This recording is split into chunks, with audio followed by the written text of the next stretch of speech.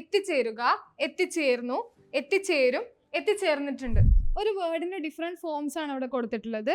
എത്തിച്ചേരുക എന്ന് പറഞ്ഞിട്ടുള്ള ഒരു വേർഡിന്റെയും തോന്നുക എന്ന് പറഞ്ഞിട്ടുള്ള വേറൊരു വേർഡിന്റെയും ഡിഫറെന്റ് ഫോംസ് ആണ് കൊടുത്തിട്ടുള്ളത്.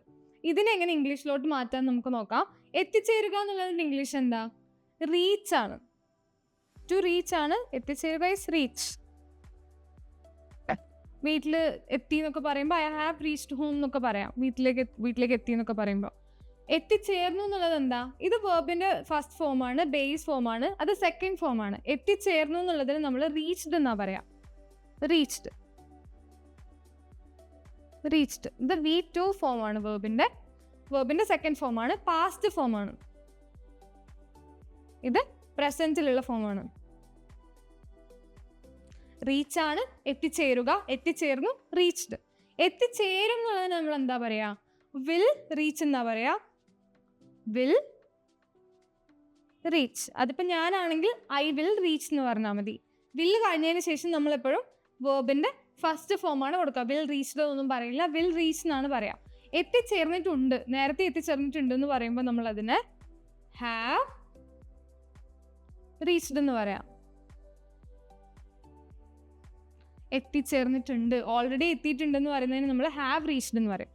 ഇവിടുത്തെ ഈ റീച്ച്ഡ് V2 അല്ല, V3 ആണ്. വേർബിന്റെ തേർഡ് ഫോമാണ്. ഓൾറെഡി ചെയ്ത് കഴിഞ്ഞിട്ടുള്ള കാര്യമല്ല നമ്മൾ പറയുന്നത്. അതുപോലെ ഹാവ് വരുമ്പോൾ V3 മാത്രമേ വരുള്ളൂ എന്നുള്ള കാര്യം ഓർക്കുക. അങ്ങനെയാണ് ഈ ഒരു വേർഡ് നമ്മൾ V2 ആണോ V3 ആണോ എന്ന് ഐഡന്റിഫൈ ചെയ്യുക. ചില വേർഡ്സിന് V2 V3 സെയിം ആയിരിക്കും. അപ്പം നമ്മൾ അതിന് തൊട്ട് മുന്നേയുള്ള വേർഡ് നോക്കിയാൽ മതി. ഹാവോ, ഹാവ്സോ, ഹാഡോ ഒക്കെ ഉണ്ടെങ്കിൽ അത് V3 ഫോം ആയിരിക്കും. സോ ഇവിടെ V3 ആണ് യൂസ് ചെയ്യുക. ഹാവ് റീച്ച്ഡ് ആണ്, എത്തിച്ചേർന്നിട്ടുണ്ട്. ഇനി ഈ ഒരു പാറ്റേൺ വെച്ചിട്ട് താഴെ കൊടുത്തിട്ടുള്ള വേർഡ്സ് നമുക്കൊന്ന് നോക്കി നോക്കാം. തോന്നുക എന്നുള്ളതിന് നമ്മൾ ഫീൽ എന്നാ പറയാം. ഫീൽ ചെയ്യുക, തോന്നുക. ഇനി തോന്നുക എന്നുള്ളതിന്റെ പാസ്റ്റ് ആണ് തോന്നി. തോന്നിന് നമ്മൾ എന്താ പറയാ? ഫെൽറ്റ് എന്നാ പറയാ. ഫെൽറ്റ്.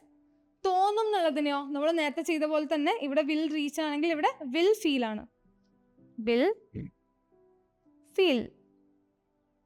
അപ്പൊ തോന്നിയിട്ടുണ്ട് എന്നുള്ളതിന് എന്തായിരിക്കും പറയാ? ഹാവ് ഫെൽറ്റ് എന്നാ പറയാ.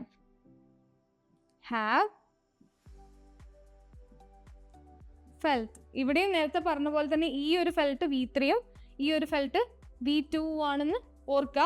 ഇതിന്റെ V1 V2 V3 വരുന്നത് ഫീൽ ഫെൽറ്റ് ആണ്. ഇവിടെ റീച്ച്ഡ് ആണ് വരിക. സോ ഇവിടെ V3 ആണ് വരിക, ഹാവ് ഉള്ളത് കൊണ്ട് എന്നുള്ള കാര്യം തിങ്ക് ചെയ്യുക. ഈ ഒരു വീഡിയോ നിങ്ങൾക്ക് യൂസ്ഫുൾ ആയിട്ട് ഫീൽ ചെയ്യുകയാണെങ്കിൽ നിങ്ങളുടെ ഫ്രണ്ട്സിനും ഫാമിലിക്കും ഷെയർ ചെയ്ത് കൊടുക്കുക. ഇതുപോലെ ഈസി ആയിട്ട് നിങ്ങൾക്കും ഇംഗ്ലീഷ് പഠിക്കാൻ പറ്റും. ഓരോ വേർഡ്സിന്റെ ഡിഫറെൻറ്റ് ഫോംസ് ഒക്കെ എങ്ങനെ സെന്റൻസസിൽ യൂസ് ചെയ്യാം, ടെൻസിനനുസരിച്ച്.